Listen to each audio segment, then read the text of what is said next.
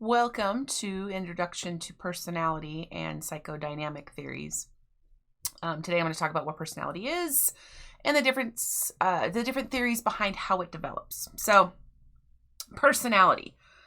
To broadly put it, personality is the way that you think, feel, and act.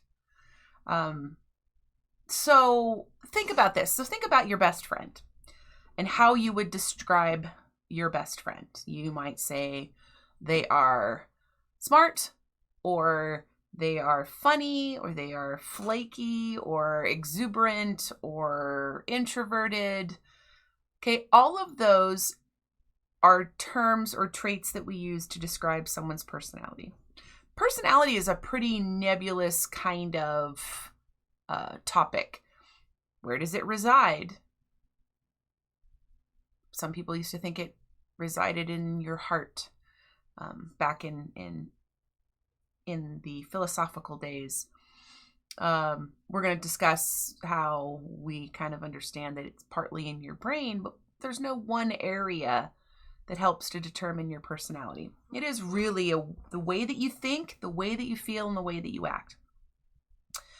Psychodynamic theories kind of proposes this interaction between the conscious and unconscious mind. Remember, psychodynamic means very much the Freudian idea of underlying unconscious motives. So, leading into Freud, gotta love Freud. Pretty much everyone has heard of Freud. Freud was a doctor, and he ended up seeing patients. Okay, and again, this was back in the 1800s and early 1900s. So go back to that time period. Freud did not function in today's society. Society was a lot different back then. Women had no right to vote until 1920. Women were seen as second-class citizens. Men were seen as being in control and the only ones that worked. There was a lot of differences, and this was in Europe as well. So he saw patients that didn't seem to have a clear physical explanation for their disorder. So random paralysis, so random paralysis is an interesting one. We now know that there's a virus, Guillain-Barré syndrome, that causes random paralysis or complete paralysis in an individual for really no known reasons. So some of the stuff that Freud was up against had physical reasons, but no explanation that scientists or doctors could come up with. I mean, think about this. In 100 years from now, doctors are going to look back on us and think that we were, monkeys poking around with sticks.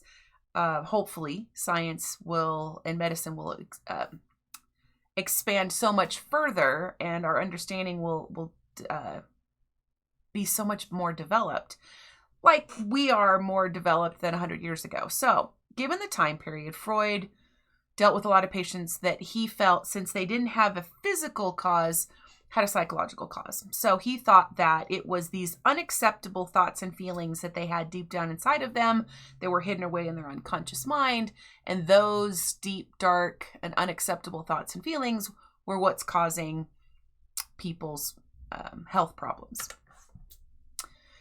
So in this, we're going to talk about, here's some terms. So psychoanalysis is the way that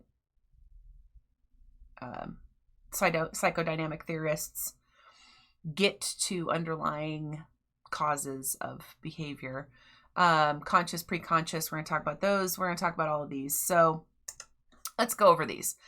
So Freud felt his idea of the mind was that there was three pieces. There was the id, ego, and superego.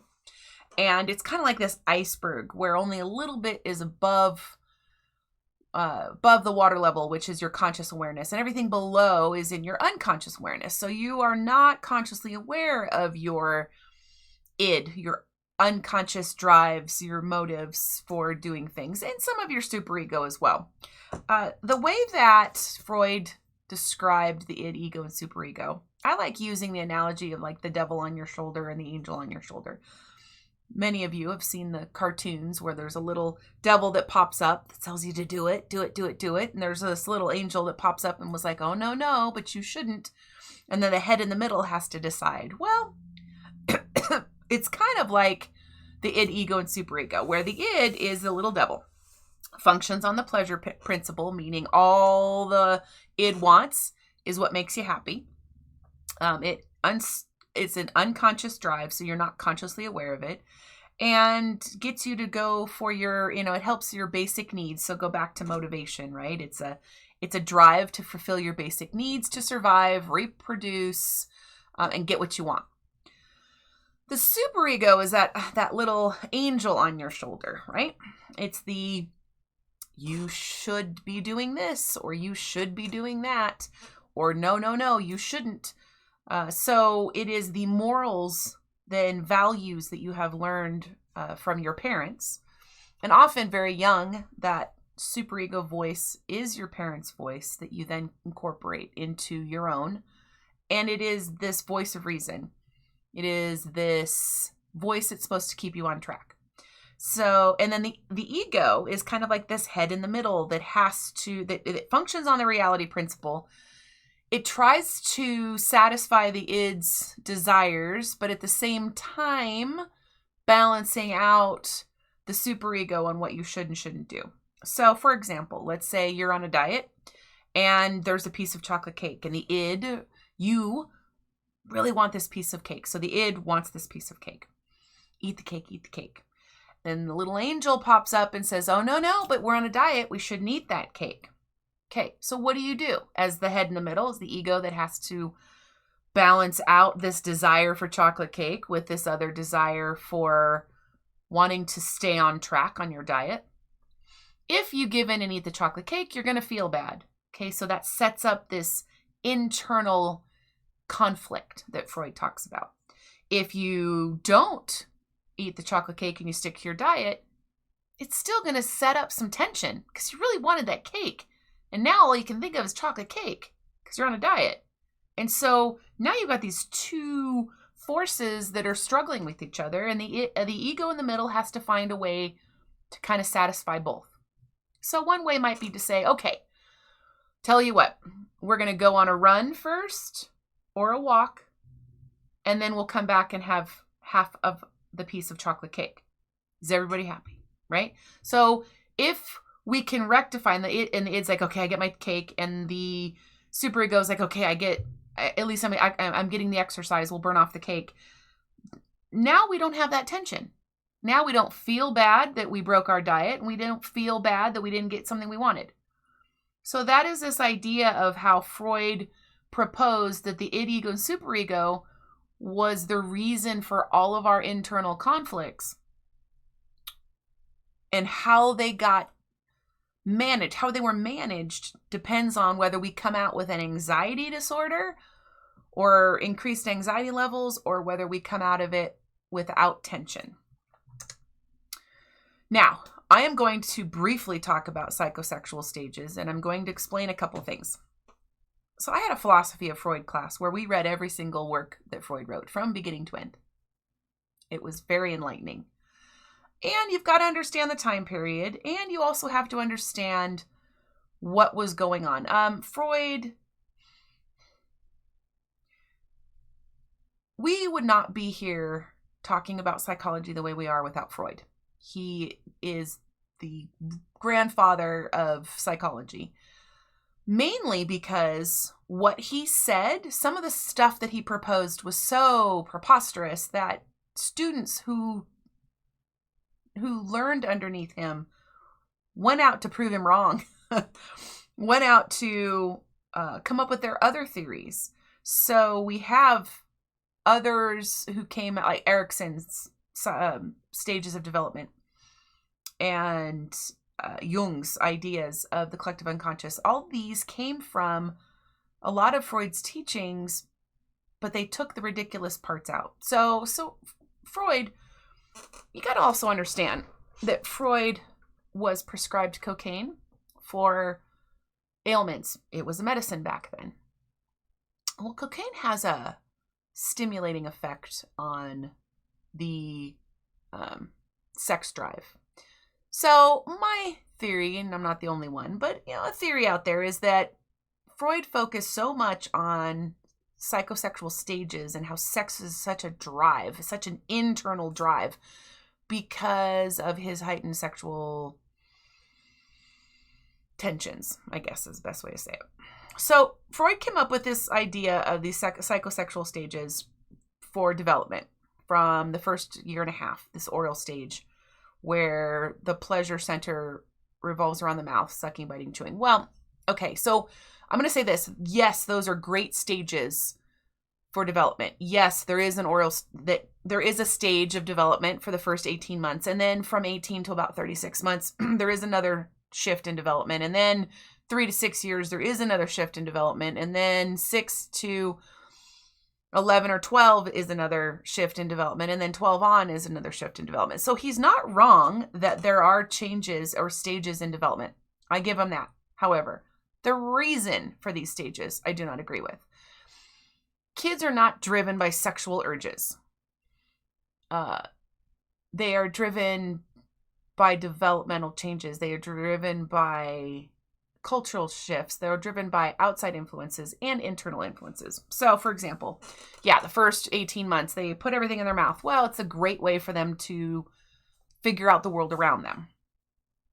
18 months to 36 months is this anal stage. So Freud thought that the pleasure focused on bowel and bladder elimination. Well, yes and no. It's not a pleasure thing to go to the bathroom, but for the first time, these kiddos have control over mom and dad because they're the only ones that decide to go to the bathroom. And parents can't make their kids go on the potty. And so they are in a stage of development where they are trying to gain control over themselves and their environment. And then this is one way they can do that. The phallic stage, 3 to 6, that the pleasure zone is in the genitals. Well, I'll tell you what, once diapers come off after a kid is potty trained, boys mostly, yes, boys put their hands in their pants and they have a very difficult time taking them out because the penis has the second most concentrated area of nerves in the entire body, second to your fingertips. So it feels good. It doesn't mean it's sexual. It just feels good. Also, this idea of incestuous sexual feelings. Freud has this fantastic theory that the Oedipus complex. So it's based on a Greek myth where Freud felt that boys were in love with their mothers and they wanted to grow up and marry mom, but dad was in the way. And dad was stronger than them and bigger than them. And so they feared dad.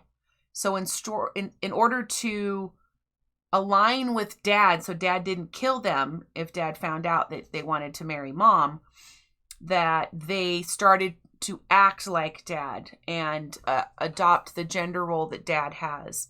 And that way dad won't kill them and then they can still grow up and marry mom. Okay, so much. Let's unpack that. All right. So first things first. Yes, boys often want to grow up and marry mom. Okay, what is marriage to a 3-year-old? I'll tell you what a marriage to a 3-year-old is. They see mom and dad living together. They see mom and dad hug and kiss. They get to do things together as a family, and that's marriage. Okay, they want to be together. And so yes, 3-year-old little boys want to be with mom for the rest of their life. They want to marry mom and be with mom forever. 3-year-old little girls want to marry dad and be with dad forever. It does not mean they want to have sex with mom or dad. Okay, 3-year-olds don't understand that sex part of a marriage, and so that's not even a part of it. I remember my niece, she was about 3, and her brother was little, or maybe she's like 4. And she says, I can't wait till I grow up and I can divorce brother. Okay, she wanted, to her that means I get to leave the family and go live without my brother.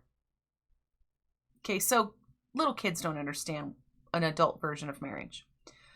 Okay, so we unpacked that part. The other part is, why do little boys start to align themselves with dad then? Well, around 3 years of age, they start understanding I'm a boy, dad's a boy, and they start understanding gender roles. And they start understanding that in society expects boys to act a certain way and girls to act a certain way. There's plenty of examples in their environment where they're either rewarded or punished for behaviors. My son was 3. He was in preschool. He loved the color pink. And one day he was playing with some pink things, and some girls decided to tell him that pink is for girls only and he can't touch anything that was pink because he's a boy. So he came home and told me he can no longer play with anything pink because he's a boy. Okay, that's how gender roles start to get developed in the environment.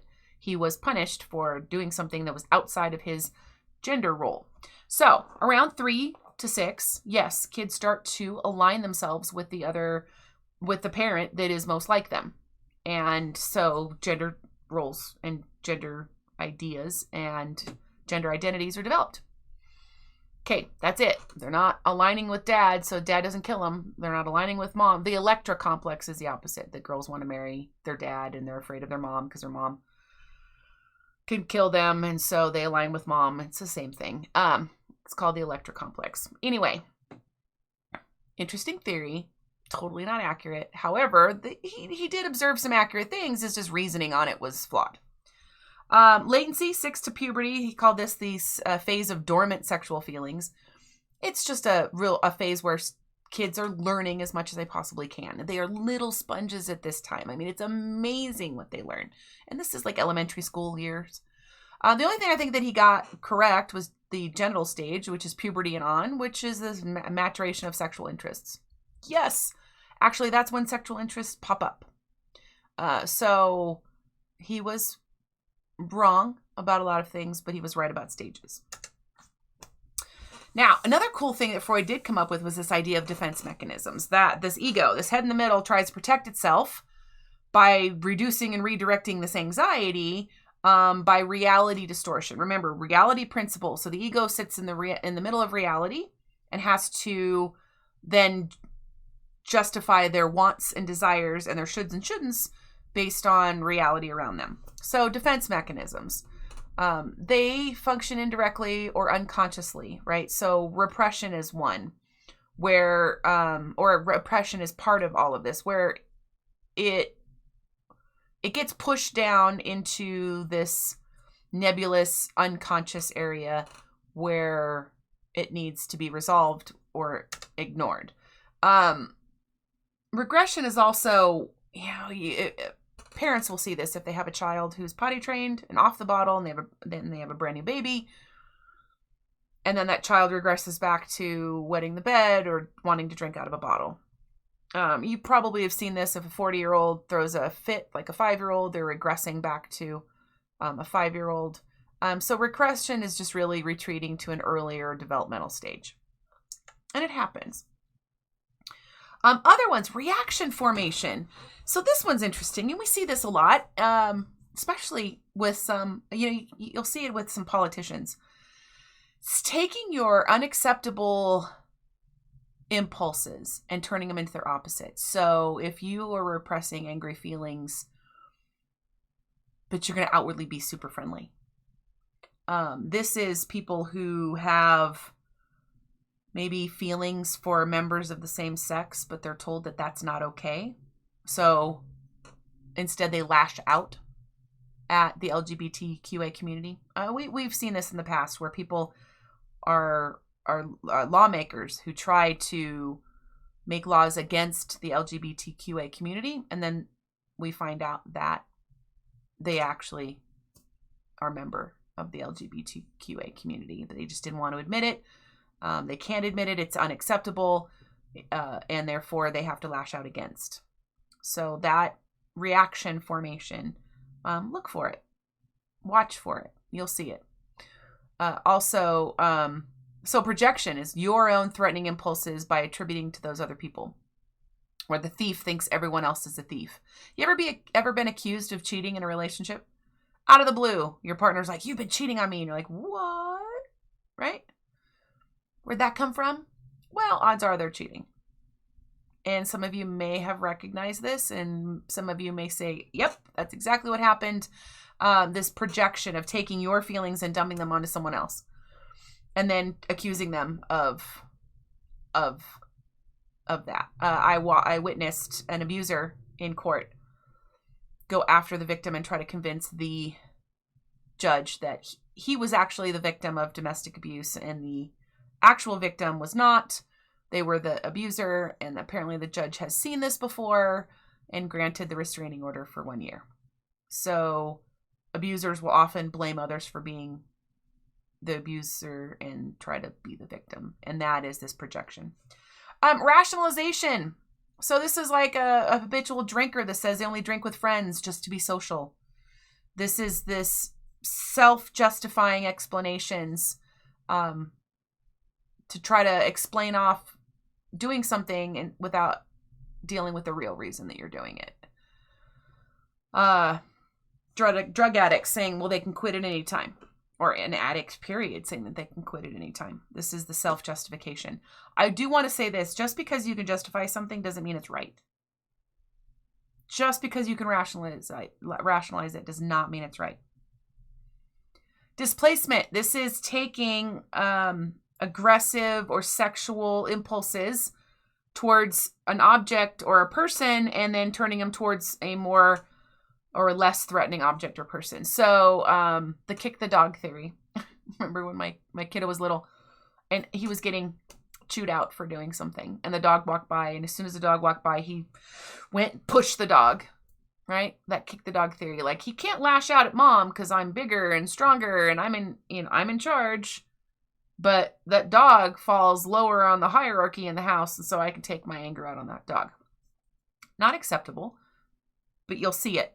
So we also call it the spillover effect, when we have pent-up energy and or emotional feelings or anxiety or tension, and then something comes along and that we outlet it that direction. So sports teams, they win, they're all excited, their team won, and then someone says something negative and they take all this energy and all this excitement and then they go and they start a fight.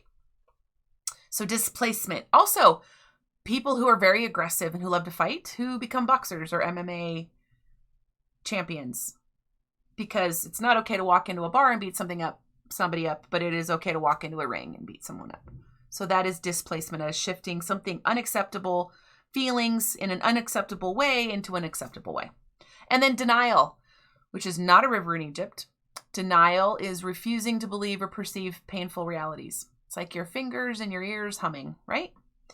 When you deny the fact that there's evidence towards wrongdoing based on your significant other or a politician. Let's go back to politics, since it's always in the news. You'll see people deny, oh, no, that was never said. Oh, no, they never did that. Even in the face of evidence.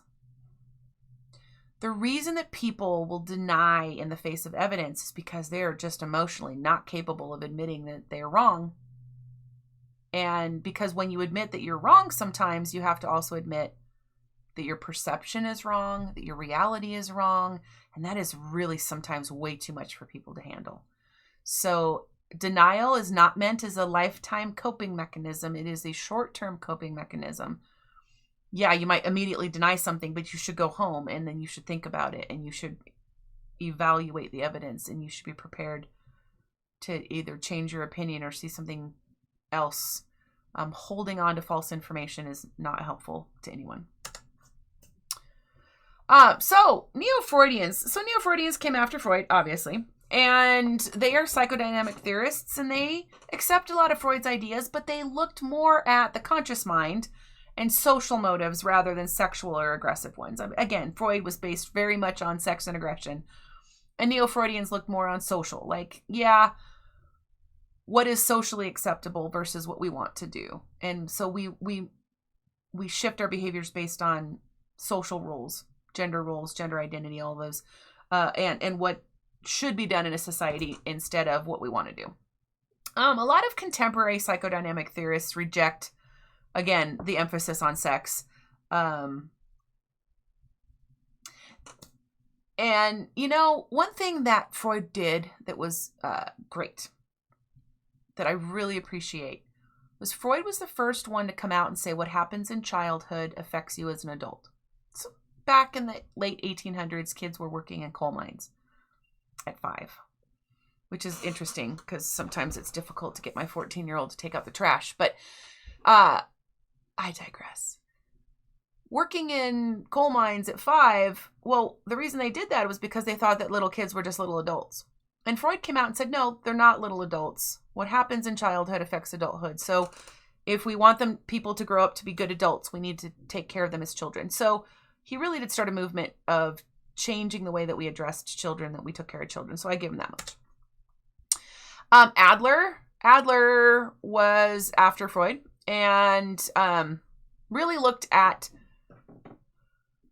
the feelings of inferiority and overcoming those. So that is what sets up this tension inside of you. Remember, psychodynamic theories, the way your personality develops is how you deal with the tensions that build up inside of you. Do you deal with them well? So you eat half of a chocolate cake and you go for a run, and so that we reduce those tensions? Or do you keep denying the id's wants and only go with what you should be doing? Or do you only go with the id wants and not what you should be doing? And there's a delicate balance there. And how do you rectify all of those anxieties? Karen Horney. So Freud also said that women wanted a penis. And she kind of said, no, women don't want the actual organ. What they want is what goes along with it, which at the time was a status, was the power, was the ability to walk down the street and make decisions, the ability to vote, the treatment of women as equals. And then Jung felt that this collective unconscious. So Jung thought that there was this collective unconscious, that all of our feelings, all of our experiences, everything past, present, future, all were stored in this nebulous area that he called the collective unconscious, that any of us could tap into at any time. It's a very interesting theory, and you might want to look into it. It's pretty cool. So how do we assess unconscious processes? Well, we use projective tests. Thematic apperception tests is one of them. The TAT. And I'm going to, let me see here. I forgot to pull these up. So let's go ahead and search for these real quick, because I want you to see what they look like.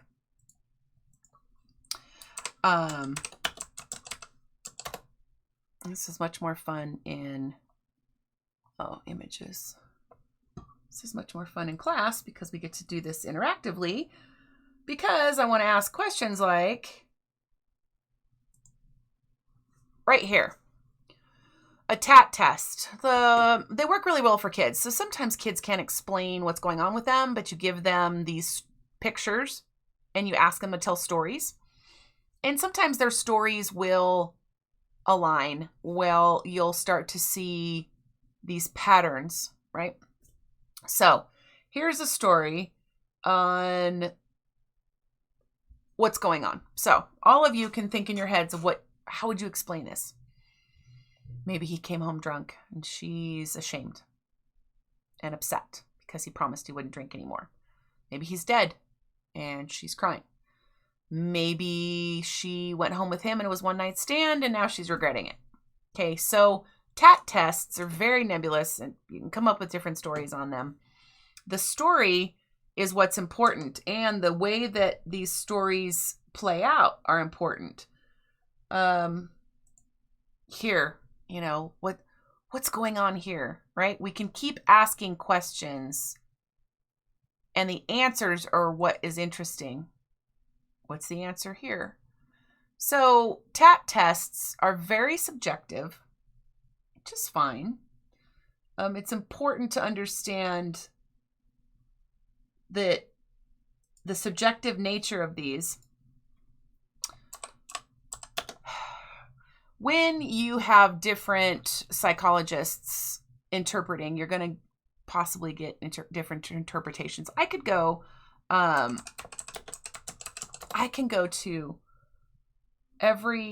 several different, can't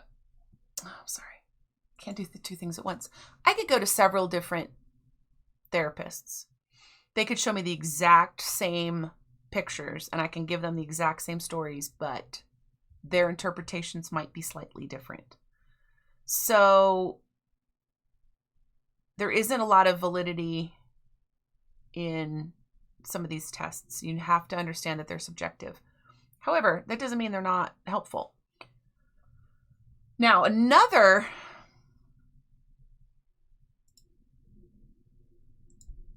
test that is used is the ink blot test.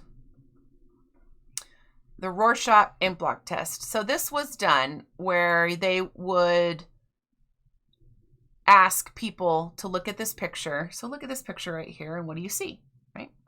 Some people, so from my students' responses, dancing bears, dancing gnomes, there's a butterfly. What about a pelvis, right? So here comes the difficult part. What happens if I looked at a bunch of ink blot tests and I saw body parts in all of them? Does that mean I'm Dexter? Probably not. I do have a biopsych degree, and the human body is very important in understanding psychology as far as I'm concerned. And I loved human anatomy, hated chemistry. So I took a lot of classes in biology, and that's my focus, and that's my background. So maybe to me, that's my perception. Doesn't mean I'm a killer. Doesn't mean I'm obsessed with body parts. It just means that's my perspectives, right? That's my perspective. That is how I see the world. That is how I filter the world. And to a psychologist, that might not make as much sense as it does to me. So it is very important to understand the validity in all of this. So here, I don't know about you, but I kind of see Wile E. Coyote, right? Now that I've said that, you might see something else. What do you see here in this one? Looks like, I don't know, two fairies. Again, there's a pelvis, right? Female reproductive organs. I see an eye here on this one. Okay, so, oh, here's a bat or butterfly. Bats don't have antennae. So maybe, well, it could be their ears. So again, oh, here's a chicken. I've been doing a lot of cooking at home. This looks like a chicken to me, right? Getting ready to go in the oven. The point is that we need to make sure when we're using these tests that we're not placing a lot of emphasis on them because they're not reliable or valid. They are just there for a therapist to use to get an idea of where someone's at, and they are very subjective. So again, Freud, I talked about some of these. Freud didn't test any of his theories. He gathered data, he observed people and behaviors, came up with a theory and called it good. A lot of after the fact explanations, ex post facto is what we call them. He did contribute a lot. So he did present this idea of the unconscious, that there are processes that are automatically conducted by the brain that people aren't consciously aware of. We talked about this perception. That people do struggle to cope with sexuality, and there is a conflict between biological impulses and social constraints, right? You can't just go out and take something from someone. We have to stand in line and buy things. You can't just go up to someone who you want to date and make them date you. That is illegal. So there are some constraints when it comes to what society says versus what the human wants. We are animals, by the way. And defense mechanisms, terror management defenses. He did come up with some good ideas. A lot of his ideas are not supported by research. Okay, it's very difficult to test Freud's concepts. Most of his theories are just theories, and they haven't been tested, and they're not proven. However, again, I don't want to bag on Freud too much. He really did get us where we're at. So the unconscious mind, currently, we see it as schemas, priming, right hemisphere activity. Remember, right hemisphere doesn't have language, right? So it does do a lot of processing that we're not consciously aware of, since a lot of our conscious processing is run in language. And reaction formation and projection have been supported by research. So again, reaction formation is taking unacceptable impulses and projecting acceptable impulses instead. So if I am really, really angry inside, and anger isn't necessarily a acceptable behavior, I act super friendly instead. So that is this idea of reaction formation. And projection, again, is that if you get accused of cheating, you can question whether your significant other is the one that's cheating. So that is all for today, and or all for this module. And thanks for stopping by.